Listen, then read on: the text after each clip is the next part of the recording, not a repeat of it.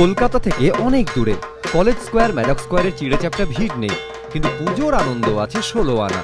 শারদোৎসবের আমেজে বুঁদ বাণিজ্য নগরীর বাঙালিরা। এবারও জমজমাট অভিনেতা বিশ্বজিতের পুজো নামে পরিচিত জুহু স্কিম সর্বজনীন দুর্গোৎসব। মহাষ্টমীর সকালে পুজো মণ্ডপে বাবা রাকেশ রোশনের সঙ্গে এখানে অভিনেতা ঋতিক রোশন, অঞ্জলিও দেন ঋতিক।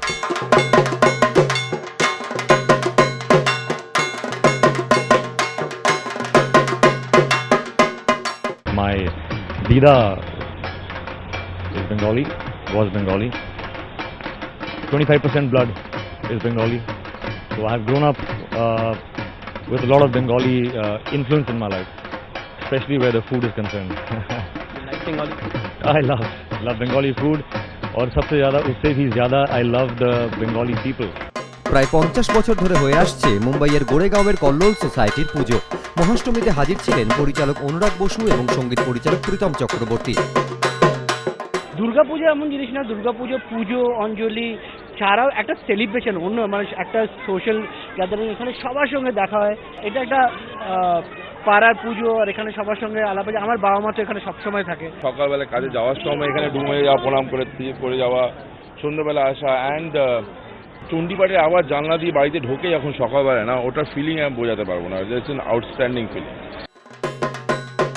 সঙ্গীত পরিচালক শান্তনু মৈত্র এবং গায়ক অনুপম রায়কেও দেখা গেল পুজো মণ্ডপে। মুম্বাইয়ের এক সর্বজনীন পুজো মণ্ডপে গানও গাইলেন অনুপম।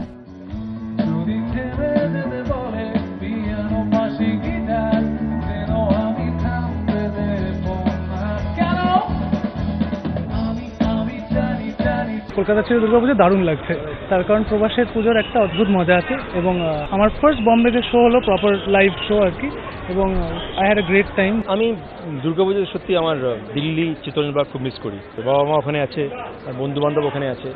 ওই যাত্রা দেখা, মোগলাই পরোটা খাওয়া, শারদার সঙ্গে আমার স্ত্রীর সঙ্গে আলাপ, এই গান বাজনা করতে করতে ওই পুরো জিনিসটাকে খুব মিস করি আমি। অন্যদিকে মুম্বাইয়ের রামকৃষ্ণ মিশনের পুজোয় হাজির ছিলেন অভিনেত্রী কঙ্গনা রানাওয়াত। সমিত সেনগুপ্ত ও জয়িতা মিত্র রিপোর্ট, এবিপি আনন্দ, মুম্বাই।